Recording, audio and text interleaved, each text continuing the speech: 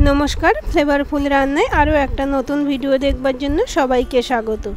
आज के आमी रायता बानाबो सबथेके सहज और सिम्पल पद्धतिते।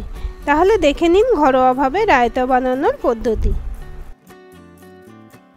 रायता बानानोर जन्य प्रथमे एकटा शशा नियेछि।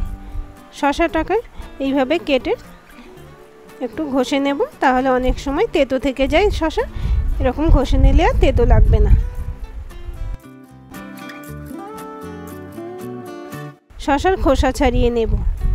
शशार रायता बानानो सबथेके सहज, सब समय सबार घरे थाका उपकरण दिए एटा बानिये नेওয়া যায়।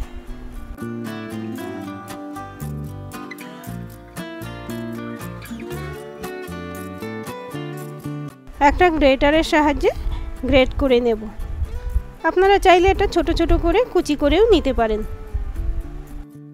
তাতে কোনো অসুবিধা হবে না। শসা গ্রেট করে নিয়েছি। এবারে একটা বাটিতে টক দই নিয়েছি 400 গ্রাম। গ্রেট করে নেওয়া শসা এতে দিয়ে দেব।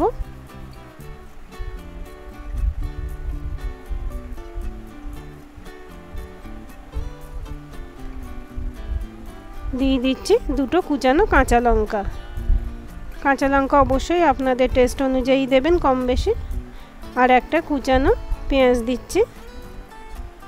ধনেপাতা কুচি দিচ্ছি কিছুটা।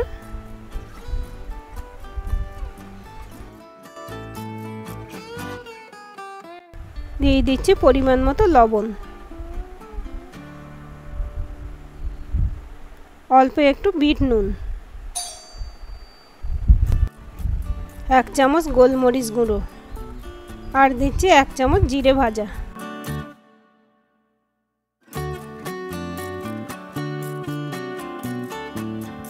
কেউ চাইলে এতে চিনি দিতে পারেন, তবে ডায়েট করবেন যারা চিনি দেওয়ার দরকার নেই। সব উপকরণ ভালো করে মিশিয়ে নেব। দইটাও ভালো করে ফেটিয়ে নেব। শসার রায়তা দ্রুত ওজন কমাতেও সাহায্য করে। সব সময় সবার ঘরে থাকা উপকরণ দিয়ে যে কেউ এই রায়তা বানিয়ে নিতে পারেন বাড়িতে। অনেক রকমের রায়তা হয়, তবে শসার রায়তা সবথেকে সহজভাবে বানানো যায়। সবকিছু বেশ ভালোভাবে মিশিয়ে নিয়েছি। সবশেষে ওপর থেকে ছড়িয়ে দেব ভাজা জিরে গুঁড়ো। এই রায়তা বিরিয়ানি, পোলাও বা কাবাবের সঙ্গে খেতে খুবই ভালো লাগে।